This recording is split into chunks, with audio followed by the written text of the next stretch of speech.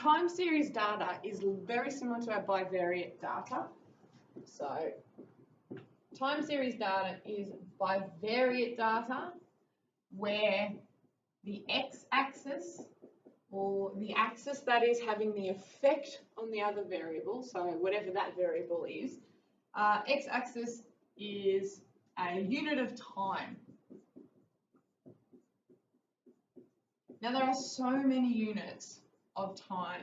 If we have a think, we've got seconds, we've got minutes, hours, days, weeks, months, years, you know, if you want to keep going, we've got decades and so on and so on. So you're going to see heaps and heaps of different types of time series data.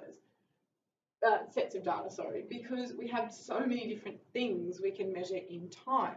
So time is the thing affecting it, and if you think, you can probably think of 5 examples right now. The first example I'm going to talk about is simply the month of the year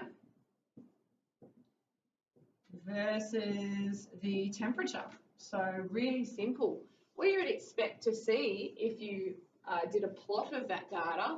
So if we had January, February, March, April, May, June, July, August, September, October, November, December, they're the ones we have. So month on our x-axis, remembering that is our time axis. And up the side we had temperature in degrees Celsius, and it went, I don't know, let's go to 40 degrees Celsius, something like that. You would expect that, say, in January, we're going to have some really high temperatures, and then it's going to drop a little bit. And by the time we get to winter, it starts to go up again because summer is coming back around. So if we measured all those temperatures against time, we would see a pattern. And the pattern for this one is sort of a cyclical pattern. It goes up and down and back to the beginning again. If we choose another example, and I say you're going to time a science experiment, so let's say the time, oh, what are we going to do? Let's go to time we plant a seed in days versus the height of the plant.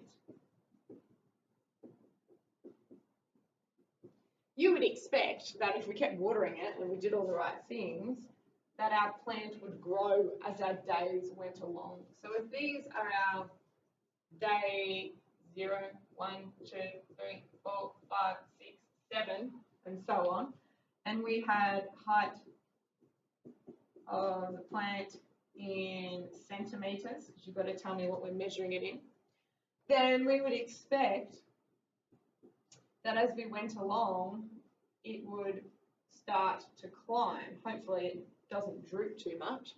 We would expect a positive relationship here. Okay? We would expect a strongly positive relationship here. This one is a bit more tricky. Okay? So time series data, exactly the same as bivariate data, but one of those variables that has an effect on the other variable is time.